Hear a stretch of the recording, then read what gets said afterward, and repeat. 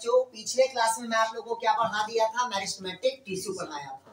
आज मैं आप लोगों को क्या पढ़ा रहा हूं? Permanent tissue. तो देखिएगा परमानेंट टिश्यू को,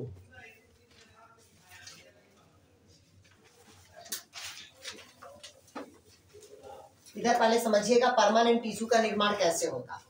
सबसे पहले ये हमारा एक मेरिस्टेमेटिक टिश्यू होता है। कौन सा टिश्यू होता है? Meristematic tissue. इस मेरिस्टेमेटिक टिश्यू में एक डिवीजन होता है जिसको कहते हैं एंटीक्लिनल डिवीजन। कौन सा डिवीजन होता है? एंटीक्लिनल। तो एक सेल से कितना सेल बना? 2 सेल।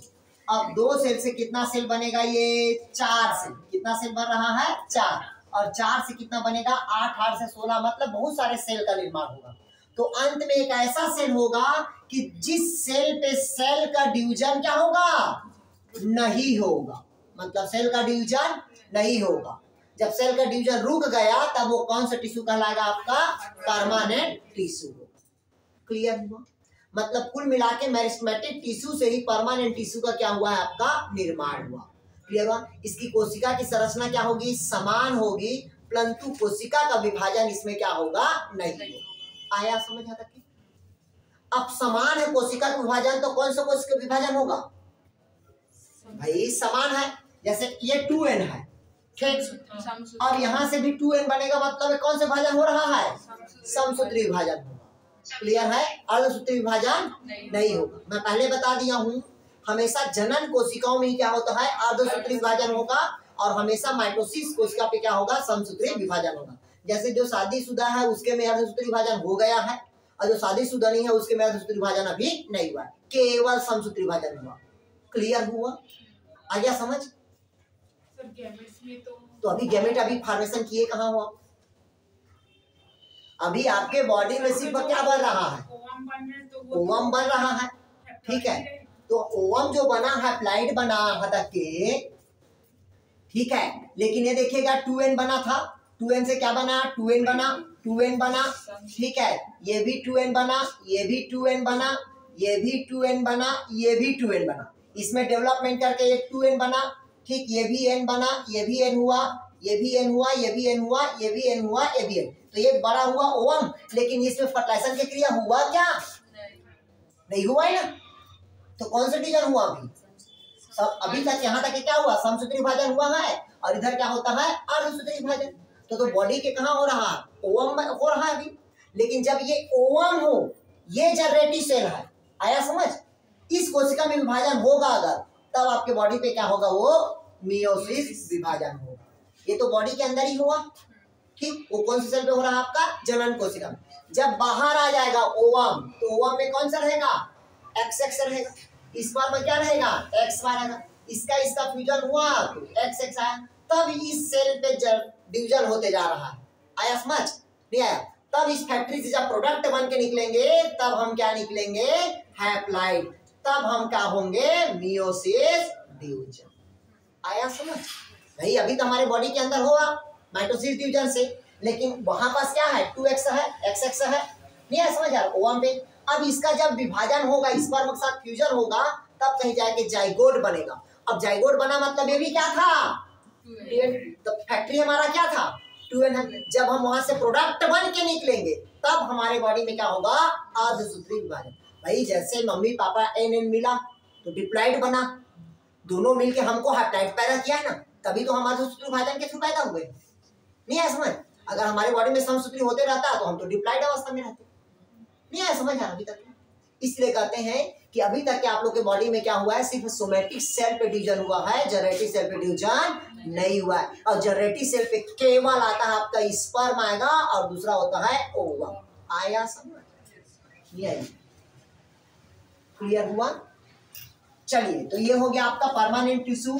तो परमानेंट टिश्यू क्या कहता है कि मेरिस्टेमेटिक टिश्यू से ही क्या होता है? परमानेंट टिश्यू का निर्माण हुआ। और परमानेंट टिश्यू पे कभी भी सेल का विभाजन नहीं होता, जबकि कोशिका की आकार और शेप क्या होता है? समान।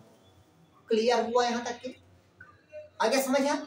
चलिए फिर इसके लिखिएगा, जो परमानेंट टिश्यू होगा वो 3 प्रकार के होता है। कितने प्रकार के होता है? 3 प्रकार। लिखिएगा परमानेंट टिश्यू के प्रकार। परमानेंट टिश्यू के प्रकार लिखिएगा। पहला लिखिएगा सिंपल परमानेंट टिश्यू, दूसरा होता है आपका कॉम्प्लेक्स परमानेंट टिश्यू, और तीसरा होता है आपका स्पेशल परमानेंट टिश्यू। चलिए लिखिएगा, ध्यान से सुनिएगा। परमानेंट टिश्यू कितने प्रकार का टिश्यू होता है? 3 प्रकार के। पहला होगा आपका सिंपल परमानेंट टिश्यू, दूसरा होता है आपका कॉम्प्लेक्स परमानेंट टिश्यू, और तीसरा होगा स्पेशल परमानेंट टिश्यू होगा। तो पहला पढ़ाता हूं मैं आप लोग को सिंपल परमानेंट टिश्यू। या सिर्फ एग्जाम्पल बस याद रखना, क्लियर हुआ? सिर्फ एग्जाम्पल याद रखना, मैं पहले बता रहा हूँ। तो पहला देखिएगा सिंपल टिश्यू। इधर देखिएगा, सिंपल टिश्यू में कभी भी सेल का डिवीजन नहीं होता, ये दिमाग में आना चाहिए। क्योंकि परमानेंट टिश्यू है तो सेल का डिवीजन हुआ क्या? नहीं हुआ, मतलब सेल का डिवीजन नहीं होता, बल्कि इसकी उत्पत्ति और जो क्रियाशील होती है वो एक समान होगी। मतलब सिंपल टिश्यू के जो ओरिजिन हो रहा है और इसकी एक्टिविटी होगा वो सब क्या होगा? सिमिलैरिटी होगा। सिमिलैरिटी मतलब एक समान होगा। क्लियर हुआ यहां तक? क्या आगे समझ यहां तक की? फिर कहता है कोशिका, ध्यान से सुनिएगा, इधर देखिएगा। सिंपल देखिए, परमानेंट टिश्यू कितने प्रकार का बताया? 3 प्रकार के। पहला सिंपल परमानेंट टिश्यू, दूसरा कॉम्प्लेक्स परमानेंट टिश्यू, और तीसरा क्या होगा? Special permanent tissue. तो अब परमानेंट जहां आ रहा है मतलब वहां पर सेल का विभाजन नहीं होगा, लेकिन जितने भी परमानेंट होगा उसका साइज और शेप और बिहेवियर सब क्या रहेगा? समान। ये दिमाग मेरा बैठा हुआ, ठीक। तो सिंपल टिश्यू में सेल डिवीजन नहीं हुआ, फिर सिंपल टिश्यू में उसका ओरिजिन और एक्टिविटी वो सब दोनों क्या होगा? समान होगा। अब इसी सिंपल टिश्यू को कोशिका भित्ति के आधार पर, किसके आधार पर? सेल वॉल के आधार पर अलग अलग भागों में बांटा गया। क्लियर हुआ? किसके आधार पर कहता है? सेल वॉल, क्योंकि प्लांट का सेल वॉल हमेशा सेल्यूलोज का बना होता है और पेक्टिन का बना होता है। ध्यान से सुनिएगा, इधर पहले समझ लीजिए।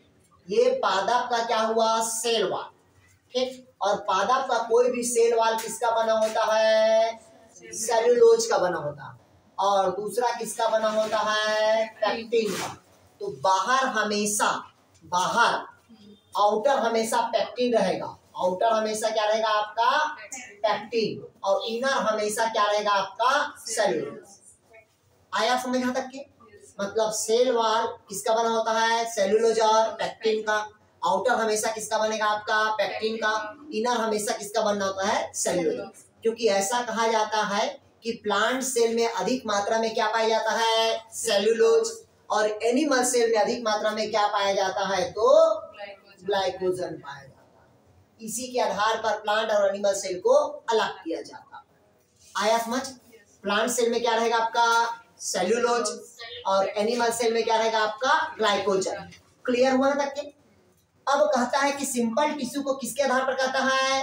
कोशिका भित्ति के आधार पर अलग अलग भागों में बांटा गया। तो पहला लिखिए, ओरिजिन और एक्टिविटी सिमिलैरिटी, मतलब कि अन्य जो थे उनकी तरह वो डिवीजन, मतलब सिंपल टिश्यू में पहले बताया सेल का डिवीजन नहीं होता है।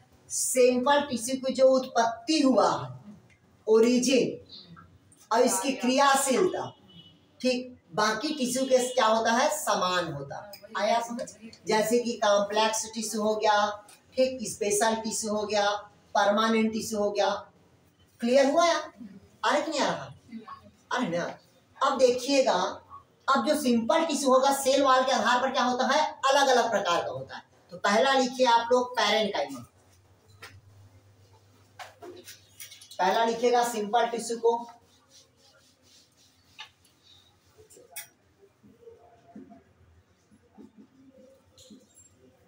सिंपल परमानेंट टिश्यू में पहला होता है आपका पैरेन्काइमा। चलिए इसमें लिखिएगा पैरेन्काइमा में, ध्यान समझिएगा, जिसका साइज और शेप, जिसका साइज और शेप क्या होगा? इक्वल हो। जिसका साइज और शेप क्या होगा? इक्वल होगा। इस प्रकार के टिश्यू को हम क्या कहते हैं भाई? पैरेन्काइमा। किसका? कोशिका भित्ति। इधर देखिए, जैसे देखिएगा, ये ऐसा सेल है, ये भी ऐसा सेल है, ये भी ऐसा सेल है, मतलब सभी कोशिका का साइज और शेप क्या रहता है, समान। साइज और शेप समान होगा, जब कोशिका भित्ति समान होगा तभी तो उसका साइज और शेप क्या होगा, समान होगा, तब इसे हम क्या कहते हैं, पैरेनकाइमा कहते हैं। क्लियर हुआ? इसका काम लिखिएगा, लिखिएगा।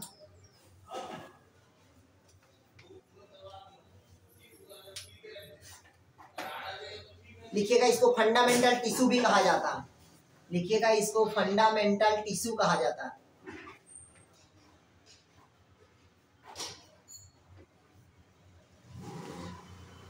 लिखिएगा इसमें क्या पाया जाता है आपका, इसको फंडामेंटल टिश्यू कहा जाता है। हो गया यार? लिख लिया पैरेनकाइमा, मतलब देखिएगा जिसका कोशिका भित्ति क्या होगा, साइज और शेप समान होगा। क्लियर हुआ था क्या? इसको और क्या कहा जाता है आपका, फंडामेंटल टिश्यू कहा जाता है। इसकी जो उत्पत्ति हुई है वो हमेशा किससे होता है, तो आपका मेरिस्टेमेटिक टिश्यू से। कोई भी टिश्यू की उत्पत्ति किससे हुआ, मेरिस्टेमेटिक टिश्यू से। क्लियर हो? कंफ्यूज नहीं होना। अब लिखिएगा इसी का, अब लिखिएगा लक्षण के प्रकार, इसी को लिखिएगा लक्षण के प्रकार। लक्षण के नहीं मत लिखिए, हाँ इसका डायरेक्ट लक्षण वो लिखिएगा, इसके प्रकार लिखिए आप। पहला हो गया पैरेनकाइमा, सॉरी पैरेनकाइमा लिखे, दूसरा लिखेगा कोलेनकाइमा। पैरेनकाइमा का लक्षण क्या बताएंगे, साइज और शेप समान होता है, उसका भित्ति समान होगा। पहला हो गया पैरेनकाइमा, दूसरा लिखेगा कोलेनकाइमा।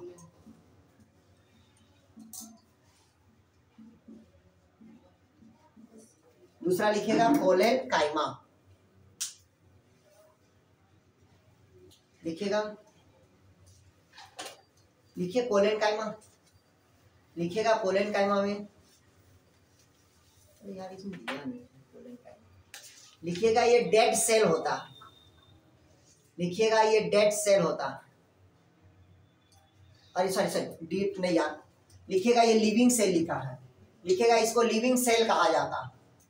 लिखिएगा लिविंग कोशिका कहा जाता है, इसे जीवित कोशिका कहा जाता है। लिखिएगा इसकी कोशिका भित्ति मोटी होती है।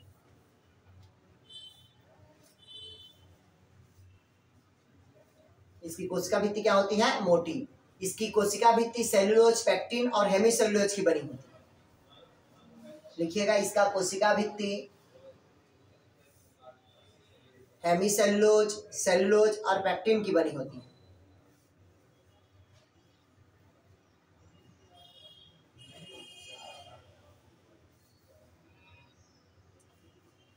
हो गया? पहला क्या हो गया आपका पैरेनकाइमा, दूसरा क्या हो गया आपका कोलेनकाइमा। ठीक, देखिए इसका कोशिका भित्ति सेलुलोज, पेक्टिन और हेमिसेलुलोज की बनी है।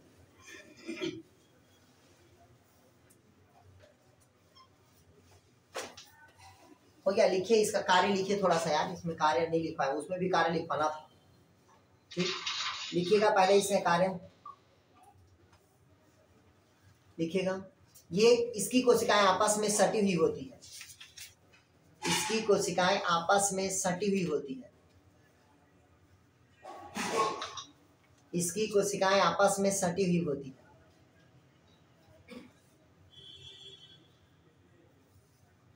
लिखिएगा यह भोजन का संचय करता है, हाँ लिखिए यह भोजन का स्टोरेज करता है।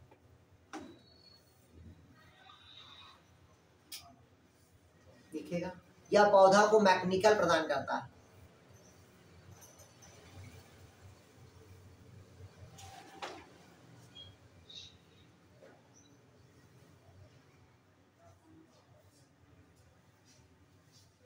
हो गया? इधर एक चीज लिखिएगा, एक चीज ध्यान सुनिएगा, इधर देखिएगा, एक चीज भूल गए थे। इधर देखिए पैरेनकाइमा के बहुत सारे कोशिकाएं होती हैं, जैसे पहले समझ लीजिएगा, एक कोशिका, दूसरी कोशिका, तीसरी कोशिका, चौथी कोशिका, ये पांचवी कोशिका, सभी कोशिका के साइज और शेप समान, क्या कहते हैं उसको, पैरेनकाइमा। इसके बीच में जो गैप रहता है, इसके बीच में क्या होता है, गैप रहता है, उसको कहते हैं एरेनकाइमा। उसको क्या कहते हैं, एरेनकाइमा। पहला कंडीशन इधर समझ लीजिएगा, ये पूरे कोशिका का साइज और शेप समान है, क्या कहेंगे उसको, पैरेनकाइमा। और दो कोशिकाओं के बीच में अंतरा कोशिकीय अवकाश है तो उसको क्या कहते हैं, एरेनकाइमा। और बहुत सारे पैरेनकाइमा सेल्स में मीजोफिल की क्या पाई जाती है, सेल पाई जाती है। मीजोफिल की क्या पाई जाती है, सेल, जिसके कारण वो फोटोसिंथेसिस की क्रिया में क्या करता है, भाग लेता है। फोटोसिंथेसिस की क्रिया में क्या करता है, भाग लेता है। क्लियर हुआ? तो पहले लिखिएगा थोड़ा सा एरेनकाइमा भी लिखिए, कहीं पास लिखिएगा, इसी में लिखिएगा एरेनकाइमा, लिखिए एक छोटा सा एरेनकाइमा लिखिएगा इसमें एरेनकाइमा। इसमें अंतराकोशिकीय अवकाश को ही एरेनकाइमा कहा जाता है। लिखिएगा इंटरसेलुलर स्पेस को एरेनकाइमा कहा जाता है, जिसको स्पॉन्जी टिश्यू कहा जाता है, जिसको स्पॉन्जी टिश्यू कहा जाता है। एरेनकाइमा में अंतराकोशिकीय अवकाश होता है, मतलब अंतराकोशिकीय अवकाश को ही एरेनकाइमा कहा जाता है। अंतराकोशिकीय अवकाश को एरेनकाइमा कहा जाता है। इसको स्पॉन्जी टिश्यू के नाम से जाना जाता है।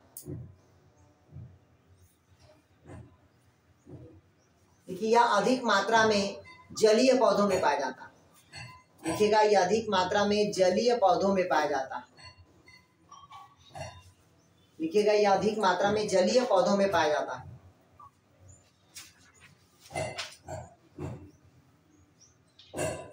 हो गया? अगला उसी का लिखिएगा पैरेनकाइमा कहीं, क्लोरेनकाइमा। दूसरा लिखिएगा, पहला हो गया एरेनकाइमा,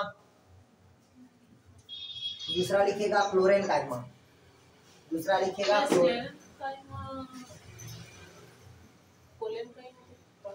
ये देखिएगा, ये कोलेनकाइमा है और ये क्लोरेनकाइमा। तो इस क्लोरेनकाइमा उसी को अलग होता है, इस क्लोरेनकाइमा अभी समझा रहा हूँ ना। ये पैरेनकाइमा के प्रकार है, पहला एरेनकाइमा, दूसरा क्या होगा, क्लोरेनकाइमा। ध्यान समझिएगा, ये पैरेनकाइमा क्या होता है, स्टोरेज का काम करता है। इधर पहले समझ लीजिए, तीनों को पहले समझिएगा फिर समझ आएगा आप लोग। ध्यान से समझिएगा, तीनों से क्वेश्चन पूछता है, ये और ये दोनों सिमिलरिटी है तो इसमें COOL है, ये CHO है। मतलब इधर देखिएगा, ये कोशिका, ये कोशिका, ये कोशिका, ये कोशिका, ये कोशिका, खाली खाली दिख रहा है अभी। जब खाली है तो वो कौन सी कोशिका कहलाएगा, पैरेनकाइमा। क्लियर हुआ? और ये कोशिका के बीच में क्या अंतराकोशिकीय अवकाश है, तो अंतराकोशिकीय अवकाश को हम क्या कहते हैं, एरेनकाइमा कहते हैं। क्या कहेंगे, एरेनकाइमा। और जिस पैरेनकाइमा कोशिकाओं पे अगर मीजोफिल की सेल है, कौन सी सेल है, मीजोफिल की सेल है। मीजोफिल मतलब समझ गया ना यार, हरित लवक है, जिसमें मीजोफिल की सेल होगा, वो कोशिकाएं क्या कहलाता है आपका, क्लोरेनकाइमा कहलाता है। तो सभी सेल में वो मीजोफिल सेल नहीं पाया जाता? सभी सेल में कहाँ रहेगा, स्टोरेज वाले में रहता ही नहीं है, जो स्पॉन्जी टिश्यू पे नहीं रहता, एरेनकाइमा पे। नहीं आया समझ? यार नहीं आया समझ? जैसे आपको बताता हूं, इधर देखिएगा, इधर पहले समझ लीजिएगा, सभी टिश्यू पे क्या होता है, मीजोफिल की कोशिकाएं नहीं होती। इधर समझ लीजिए, जैसे कि देखिएगा, ये पौधे की पत्ती, ये पौधे की क्या होगा, पत्ती होगा। जब पौधे की पत्ती होगा तो ये देखिएगा, दो प्रकार की इसमें टिश्यू पाया जाता है। इसकी ऊपर की कोशिकाएं आपस में सटी हुई रहती है, ऊपर की कोशिकाएं आपस में क्या होता है, सटी हुई रहती है, और सटी होने के कारण इसमें मीजोफिल की सेल पाई जाती है, जिसको कहते हैं पैलिसेड। आपस में सटा हुआ खंभा के समान है, इस कारण इसको क्या कहते हैं, पैलिसेड कहा जाता है। ठीक, और जो नीचे रहता है वो स्पॉन्जी टिश्यू रहता है, गैप गैप पाया जाता है, सेल क्या पाया जाता है, स्पॉन्जी टिश्यू। इसी कारण यहाँ पर बंडल शीट पाया जाता है, वास्कुलर बंडल रहेगा। ठीक, और इस जगह पे स्टोमेटा रहेगा। इसी कारण जब पौधे को, मतलब पत्ती को पानी में ऐसे फेंकते हैं तो एक तल डूबता है और एक तल ऐसे तैरता है। तो जहाँ भारी रहता है, मतलब मीजोफिल का सेल जो रहता है वो नीचे डूब जाता है, और जो उथला रहता है, जहाँ पास स्पॉन्जी टिश्यू होता है, वो पानी में तैरते रहता है।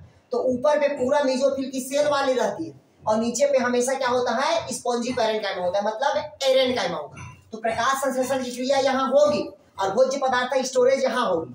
आया समझ? यहाँ पर नहीं आया? आज पानी में ऐसे देखना, पानी में ऐसे पत्ती को डालना, तो पत्ती का एक हिस्सा डूबेगा और एक हिस्सा क्या होगा, तैरेगा। तो जहाँ मीजोफिल की सेल होगा वो क्या होगा, डूब जाएगा, और जहाँ क्या होगा, स्पॉन्जी पैरेनकाइमा होगा, वो पानी में क्या होता है, तैरते रहता। आया समझ? इसी खातियात है कि पौधे की पत्ती पानी में नहीं डूबता, क्योंकि उसमें क्या पाया जाता है, स्पॉन्जी पैरेनकाइमा, जिसको कहते हैं अपन एरेनकाइमा। क्लियर हुआ? नहीं आया समझ? तो 3 प्रकार के सेल हुआ। पहले पैरेनकाइमा, गेप को क्या कहते हैं, एरेनकाइमा, जिसमें मेसोफिल के सेल है वो क्या कहलाएगा, कोलेनकाइमा, क्लोरेनकाइमा। क्लियर हुआ। तो पहला पढ़ा दिया मैं क्या, पैरेनकाइमा। दूसरा क्या पढ़ाया मैं आप लोग को, कोलेनकाइमा वाला। अब तीसरा लिखिए आप लोग स्क्लेरेनकाइमा। इसका इसी को बताया ना, मेसोफिल का सेल होता है। इधर देख लो भाई, कंफ्यूज नहीं होना, पहले पहले समझो आप लोग। पहला सिंपल टिश्यू के पहला बताया इसमें पैरेनकाइमा। क्लियर हुआ। अब पैरेनकाइमा को 2 ग्रुप में बांट दिया गया। पहला होता है आपका एरेनकाइमा और दूसरा होता है आपका क्लोरेनकाइमा। ये खाली जगह रहता है, अंतराकोश की अवकाश को कहते हैं एरेनकाइमा, और जहां मेसोफिल का सेल होगा उसके क्लोरेनकाइमा कहते हैं। आया समझ हम? आगे इधर सबा। Yes sir. सुप्रिया, पहला पढ़ा दिया सिंपल टिश्यू में, ठीक। क्या पढ़ाया, पहला पैरेनकाइमा। दूसरा पढ़ा दिया मैं क्या आप लोग को, क्लोरेनकाइमा। क्या कहते हैं भैया अपन, कोलेनकाइमा। इसमें सिर्फ 2 ही चीज बताया मैं आप लोग को। ये क्या होता है आपका, लिविंग सेल होगा, लिविंग मतलब जीवित कोशिका होगा। इसका सेल वॉल किसका बना होता है, सेल्यूलोज बताया। दूसरा क्या बताया मैं आपको, पैक्टिन बताया। और तीसरा क्या बताया मैं आप लोग को, हेमीसेल्यूलोज बना होता है। क्लियर हुआ यहाँ तक के? अब तीसरा टिश्यू लिखे आप लोग स्क्लेरेनकाइमा। तीसरा लिखेगा स्क्लेरेनकाइमा।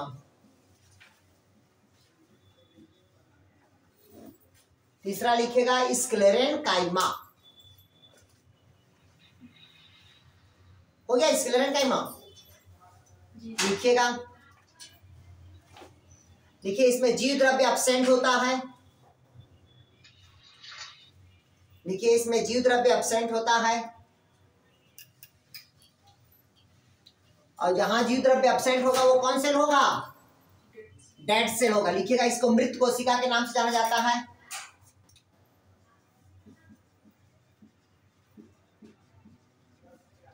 लिखिए इसमें प्रोटोप्लाज्मा का क्या होता है, अभाव होगा।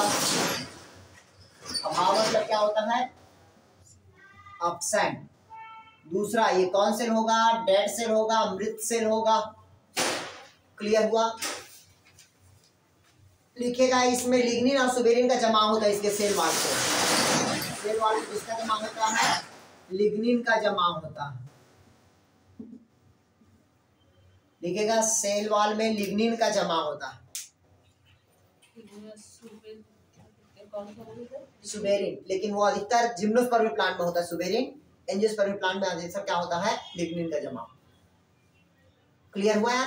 अगर आपसे पूछा ऐसा कौन सा टिश्यू है जो अधिक मात्रा में मजबूत होता है, कौन सा टिश्यू होगा, स्क्लेरेनकाइमा। क्यों होगा, क्योंकि इसके कोशिका भित्ति में किसका जमा होता है, लिग्निन का जमा होता है।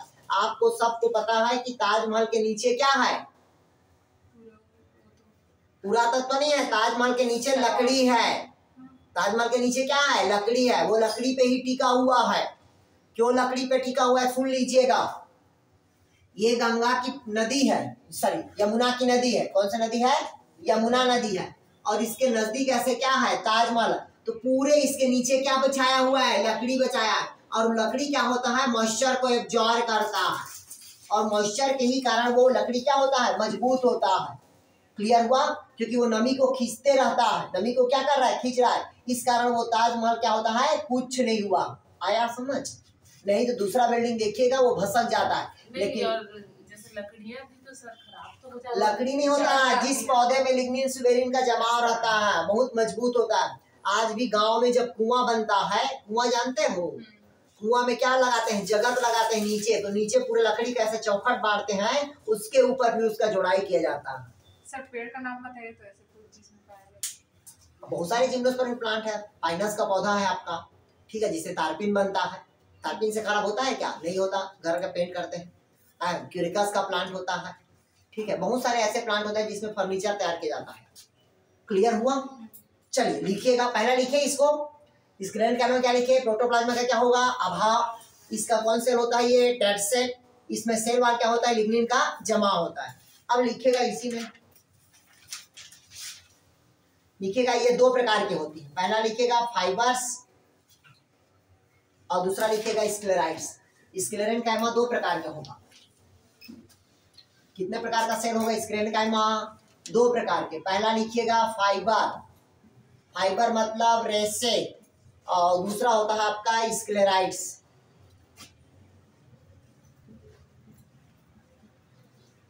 पहला फाइबर और दूसरा क्या होगा स्क्लेराइड्स। तो लिखिएगा फाइबर में, फाइबर मतलब समझ जाओगे, ये कास्ट रेसे में क्या पाया जाता है आपका, फाइबर्स पाया जाता है। क्लियर हुआ। और दूसरा क्या होता है स्क्लेराइड्स, तो इसको लिख लीजिएगा स्क्लेराइड्स का, लिखिएगा स्क्लेराइड्स लिखिएगा। इसमें लिग्निन का जमाव होता है जिसके कारण अधिक कठोर होता है।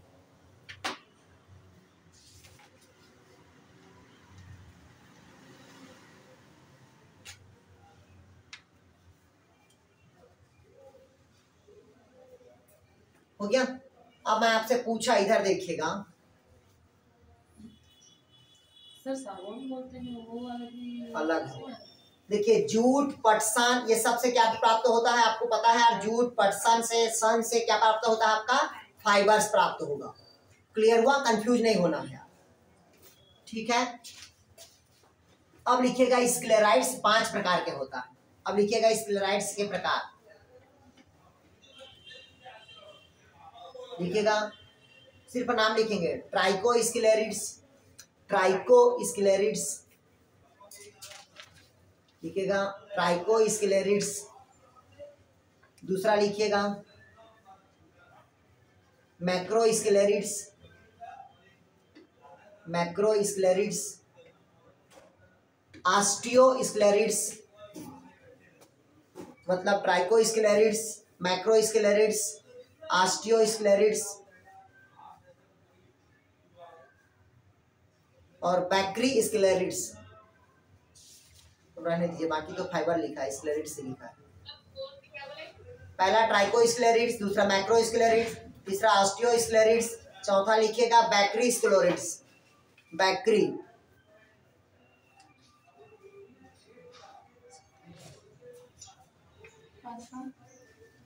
पांचवा रहने दीजिए आप, और लिख लीजिए, नहीं तो लिखिएगा अस्थि दृढ़ स्क्लेरिड्स, अस्थि दृढ़ मतलब बोन स्क्लेराइड्स।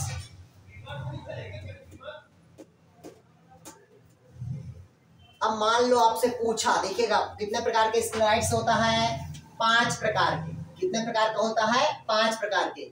अब एग्जाम्पल दे देगा तो उसका एग्जाम्पल लिखिएगा कौन किस में पाया जाता है। पहला लिखिएगा आपको बैक्टीरियोस्क्लेराइड्स में, लिखिएगा ये फल भित्ति में पाया जाता है। बैक्टीरियोस्क्लेराइड्स किस में पाया जाता है, फल भित्ति, पेरिकार्प में। लिखिएगा बैक्टीरियोस्क्लेराइड्स फल भित्ति में पाया जाता है, पेरिकार्प में। पेरिकार्प मतलब समझते हो यार, नहीं बता, अरे भैया जिसका देखिएगा ओवरी बाल से क्या बनता है, मतलब ओवरी से क्या बनता है आपका, फ्रूट बनता है वो, लेकिन ओवरी बाल से क्या बनता है, पेरिकार्प बनता है। और जो पेरिकार्प होता है वो जनरली कितने प्रकार का होता है, 3 प्रकार का होता है। पहला एपिकार्प बोलते हैं जिसको कहते हैं, दूसरा को मेसोकार्प कहा जाता है, और तीसरा कहा जाता है एंडोकार्प। आया समझ। जैसे कि ये आम है, ये क्या है, आम, तो बाहर छिलका क्या कहलाएगा उसका, एपिकार्प।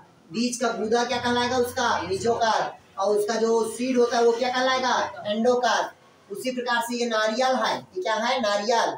तो नारियल का बाहर जो छिलका रहता है वो कौन सा कार्प कहलाएगा, एपिकार्प। और नारियल का जो मध्य भाग, जो कठोर भाग होता है वो क्या कहलाएगा, मेसोकार्प। और अंदर जो सफेद खाते हैं वो कौन सा भाग होगा, एंडोकार्प। ये तीनों को एक साथ क्या कहते हैं, पेरिकार्प। बाकी बताएंगे फ्रूट जब पढ़ाएंगे तब से सब। क्लियर हुआ यहाँ तक क्या। तो अभी मैं क्या बताया आप लोग को, बैक्टीरियोस्क्लेरिड्स किस में पाया जाता है आपका, पेरिकार्प में। दूसरा लिखेगा मैक्रोस्क्लेरिड्स बीज कोट मतलब सीड कोट में पाया जाता है, सीड कोट। मैक्रोस्क्लेरिड्स किस में पाया जाता है, तो सीड कोट में। सीड कोट मतलब जानते हो यार, सीड कोट मतलब समझ लो ना, बीज का कवच। किससे किससे बना होता है सीड कोट, सुन लीजिएगा। देखिए हम बार बार नहीं बताएंगे, एक बार बताते जा रहे हैं, उसको बस नोट करते चले जाओ। जब उस टॉपिक आएगा तो उस समय रिवाइज करना। ये देखिएगा एक टॉपिक आता है, कौन सा है ये, सीड कोट। तो सीट कोट को पता होना चाहिए आप लोग को कि जो आउटर इंट्रूमेंट होता है, कौन से इंट्रूमेंट होता है, आउटर इंट्रूमेंट, इससे बनता है टेस्टा का निर्माण होगा। और दूसरा होता है इनर इंट्रूमेंट, क्या होता है, इनर इंट्रूमेंट, जिससे किसका निर्माण होता है, टैगमैन का। और ये दोनों मिलकर किसका निर्माण करता है, सीट कोट का। मतलब आउटर इंट्रूमेंट से क्या बनता है आपका, टेस्टा, इनर इंट्रूमेंट से क्या बनेगा आपका, टैगमैन। जब दोनों मिला तो क्या बनेगा आपका, सीट कोट। क्लियर हुआ तक के? मतलब सीट कोट का निर्माण मतलब कौन से स्क्लेराइड से होता है, तो मैक्रोस्क्लेराइड्स के। तीसरा लिखिएगा बोन स्टेराइड्स, अस्थि स्टेराइड्स लिखे हो ना, हाँ उसे लिखिएगा, पत्तियों में पाया जाता है। बोन स्टेराइड्स अस्थियों पत्तियों में पाया जाता है। अगला बोन स्टेराइड पत्ती में पाया जाता है, लीफ में। अगला लिखिएगा एस्टेरोस्क्लेराइड्स, लिखिए ना एस्टेरोस्क्लेराइड्स, लिखिएगा यह तना और पुष्प में पाया जाता है, तना और पुष्प में पाया जाता है, तना और पुष्प में पाया जाता है। अगला लिखिएगा ट्राइकोस्क्लेराइड्स, लिखिएगा ट्राइकोस्क्लेराइड्स, लिख लिए हो, लिखिएगा यह कमल की पत्ती में पाया जाता है।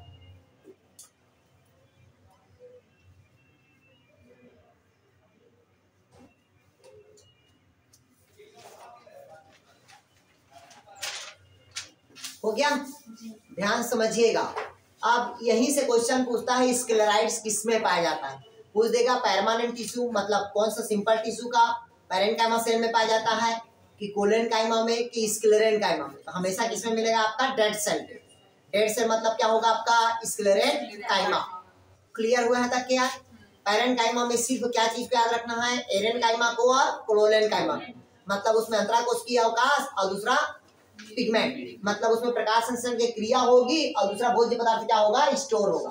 तीसरा कौन सा बताया मैं आप लोग को, आपका कोलेनकाइमा, उसमें लिग्निन का क्या होगा, सॉरी जमा होगा। इसमें हमेशा क्या होगा, सेलुलोज, पेक्टिन और क्या रहेगा आपका, हेमिसेलुलोज। क्लियर हुआ है तक के? और ये आपका स्क्लेराइड्स मतलब स्क्लेरन का क्या रहेगा, दो चीज, रेसे और क्या रहेगा आपका, स्क्लेराइड। तो रेसे हमेशा किससे बनेगा आपका, जूट, परसान, इन सब से क्या प्राप्त होगा, फाइबर्स प्राप्त होगा। आया समझ? अब आपसे पूछेगा नारियल का जो गुछ है वो कौन सा टिश्यू है, इसका दिमाग कहाँ रहता है, ठीक, हमेशा कौन सा टिश्यू होगा, वो स्क्लेरेनकाइमा का टिश्यू। आया समझ? वो पूरे भाग को कहते हैं भाई पेरिकार्प। क्लियर हुआ यार? आगे समझ नहीं आया? चलिए इधर देखिएगा, मतलब पूछा नारियल का जो गुछ होता है ना वो कौन सा टिश्यू से बना है, तो आपके दिमाग में होना चाहिए स्क्लेरेनकाइमा। आया समझ?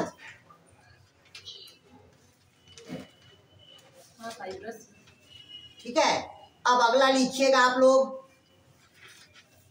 पहला पढ़ा दिया मैं आप लोग को सिंपल टिश्यू, दूसरा लिखिएगा कॉम्प्लेक्स टिश्यू, दूसरा लिखिएगा कॉम्प्लेक्स टिश्यू।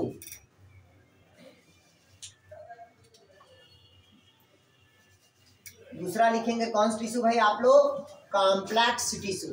ध्यान से सुनिएगा यार, कॉम्प्लेक्स टिश्यू को वास्कुलर टिश्यू भी कहा जाता है। क्या कहा जाता है भाई, वास्कुलर टिश्यू कहा जाता है।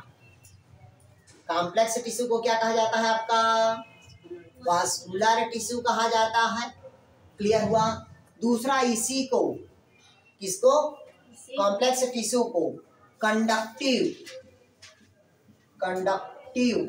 टिश्यू भी कहा जाता है, कंडक्टिव टिश्यू कहा जाता है। क्या कहा जाता है वो, इसको कंडक्टिव टिश्यू कहा जाता है। कंडक्टिव मतलब होता है आपका एक खंभ के समान जो टिश्यू होगा उसे हम क्या कहते हैं भाई, कॉम्प्लेक्स टिश्यू, या इसी को हम क्या कहते हैं, वास्कुलर टिश्यू। और वास्कुलर टिश्यू में तीन चीज आता है, पता होना चाहिए आप लोग को। पहला होता है आपका फ्लोएम, बीच वाला कैम्बियम और नीचे वाला क्या होता है आपका, जाइलम। यही जो तीन टिश्यू होता है जो क्या कहलाता है भाई आपका, कॉम्प्लेक्स टिश्यू कहलाएगा। क्लियर हुआ? पहला पढ़ाते हैं, आप पढ़ाओ आप लोग को। पहला देखते हैं किसको, आपका फ्लोएम का। ठीक, लिखवा दे आप, वो कॉम्प्लेक्स का वो टाइप है ना ये अरे करो, कॉम्प्लेक्स टिश्यू को ही वास्कुलर टिश्यू कहा जाता है, या इसी कॉम्प्लेक्स टिश्यू को कंडक्टिव टिश्यू भी कहा जाता है, ठीक। और कॉम्प्लेक्स टिश्यू को वास्कुलर बंडल का टिश्यू भी कहा जाता है। आया समझ? तो कंफ्यूज नहीं होना। तो अब देखिएगा, कॉम्प्लेक्स टिश्यू में दो चीज को मेन पढ़ते हैं, जाइलम और फ्लोएम का। तो पहला किसको पढ़ा दे? पहले जाइलम का पढ़ लो, फिर जाइलम का टिश्यू। अब समझिएगा, जाइलम जनरली होता है 4 टिश्यू से मिलके बना होता है। कितना टिश्यू से? 4। पहला समझिएगा, पहला जाइलम पैरेन्काइमा। अब इसका लिखवाऊंगा ये क्या काम करता है, ठीक। दूसरा जाइलम फाइबर्स, तीसरा जाइलम ट्रैकिड्स, चौथा जाइलम वेसल्स। और जाइलम का काम होता है नीचे से ऊपर भोज्य पदार्थों को क्या करना? ले जाना। मतलब जल और मिनरल न्यूट्रिशन को, मतलब जल में जितना भी मिनरल न्यूट्रिशन घुलनशील कंडीशन होता है उन सबको नीचे से कहाँ लेके जाता है? ऊपर। मतलब इधर देखिएगा, नीचे से ऊपर किसको लेके जा रहा है? जल, और जल में घुलनशील पदार्थ को। मतलब कौन से पदार्थ को लेके गया आपका ये इनऑर्गेनिक कंपाउंड को? किसको लेके गया? Inorganic compound. और ले जाने के लिए कभी भी ऊर्जा की आवश्यकता नहीं होती। आया समझ? नहीं आया? और हमेशा जाइलम क्या होता है? यूनिडायरेक्शनल होगा। जाइलम हमेशा क्या होता है? यूनिडायरेक्शनल। केवल इसका काम होता है नीचे से ऊपर लेके जाना, एक ही दिशा पे जाता है, इस कारण इसको कहते हैं यूनिडायरेक्शनल। मतलब जाइलम क्या होगा? यूनिडायरेक्शनल होगा। जाइलम का काम होता है नीचे से जल को किसको लेके जाना? ऊपर तक के लेकर जाना। क्लियर हुआ? जाइलम कितना टिश्यू से मिलके बना होता है? 4। पहला जाइलम पैरेन्काइमा, दूसरा जाइलम फाइबर, तीसरा जाइलम ट्रैकिड्स और चौथा जाइलम वेसल्स होगा। तो पहला लिखिएगा जाइलम पैरेन्काइमा, लिखिएगा जाइलम पैरेन्काइमा।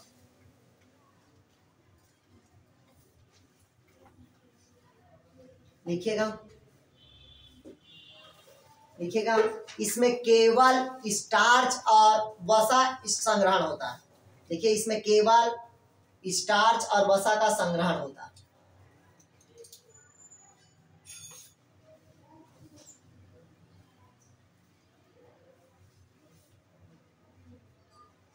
और पैरेन्काइमा हमेशा क्या होता है? गोल होगा। पैरेन्काइमा की सेल हमेशा क्या होता है? गोल होता है। इस प्रकार का सेल रहेगा वो पैरेन्काइमा।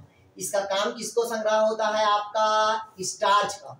और दूसरा किसको कहता है? फैट्स को स्टोर करता है। क्लियर हुआ है तक के? कोई डाउट कहीं पास यार? इसलिए मैं बता रहा हूं क्योंकि प्रकाश संश्लेषण क्रिया में भाग लिया हुआ है, तो पैरेन्काइमा बस भाग लिया। तो पैरेन्काइमा क्या स्टोर होगा? स्टार्च। दूसरा क्या रहता है आपका? फैट्स। दूसरा लिखेगा जाइलम फाइबर्स, सेकंड लिखेगा जाइलम फाइबर्स।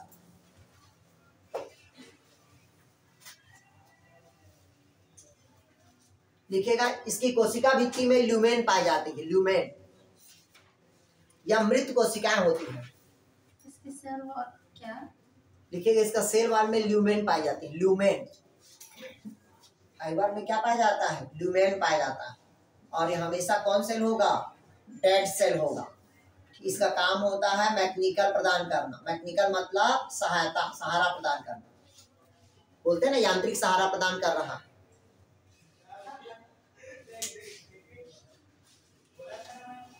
लिखिएगा इसमें ठीक कर लिखिएगा द्विबीजपत्री में गर्त पाया जाता है। इसीलिए लिखिएगा द्विबीजपत्री पौधे के,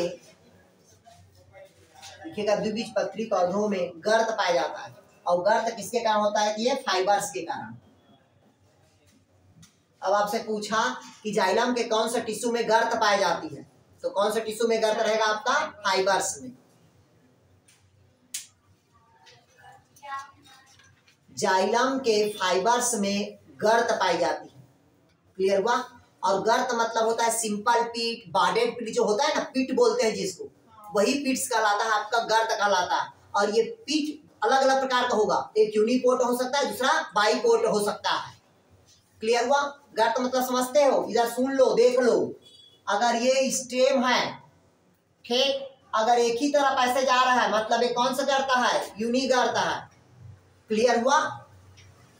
आगे समझ नहीं आया? यूनी गर्त है। अगर ये दोनों दिशा पे रहेगा ये द्विगर्त होगा, बाईगर्त होगा। आया समझ? एक तरफ मुंह है मतलब एक गर्त हुआ, दोनों तरफ मुंह है मतलब क्या होगा, द्विगर्त है। क्लियर हुआ? कंफ्यूज मत होना, जब सेल वाल पढ़ाएंगे उस समय पढ़ा दूंगा मैं। क्लियर है? चलिए दूसरा लिखती। हाँ बोलिए। आप याद रखना जाइलम के फाइबर्स में गर्त पाया जाता, ठीक, बस इतना याद रखना। तीसरा लिखेगा आप जाइलम ट्रैकिड्स। तीसरा लिखेगा जाइलम ट्रैकिड्स, इसको कहते हैं वहनिकाएं।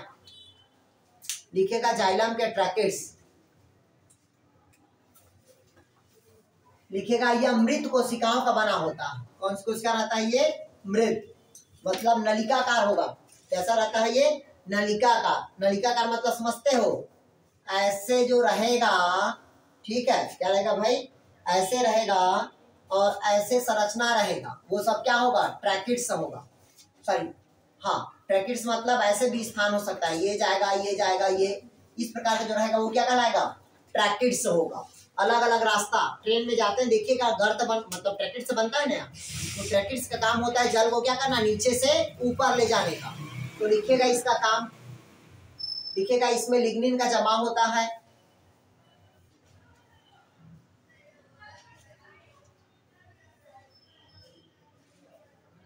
लिग्निन का जमा होता, ये वलयाकार, सर्पिलाकार और सीढ़ी नुमा होता है, या जालिकावत, सभी प्रकार का होता है। लिखिएगा जालिकावत होता है, नलिकाकार होता है, सर्पिलाकार होता है,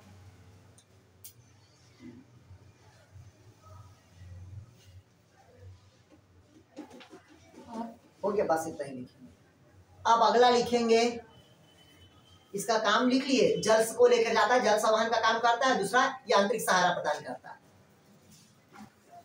दूसरा लिखेगा वेसल्स।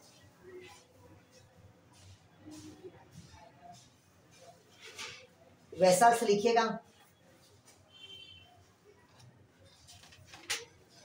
लिखिएगा इसमें, ये भी जल का संवहन करता है।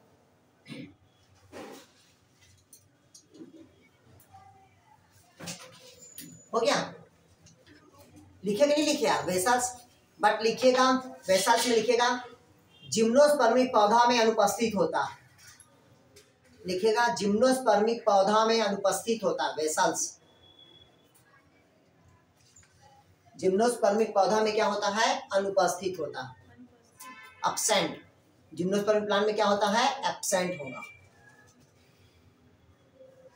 हो गया? लेकिन लिखिएगा अपवाद जनित, अपवाद जनित, अपवाद के रूप में, अपवाद जनित लिखिएगा नीटम, इफेड्रा और वेल्चियाना। नीटम, इफेड्रा और वेल्चियाना, इन तीनों में उपस्थित होता है।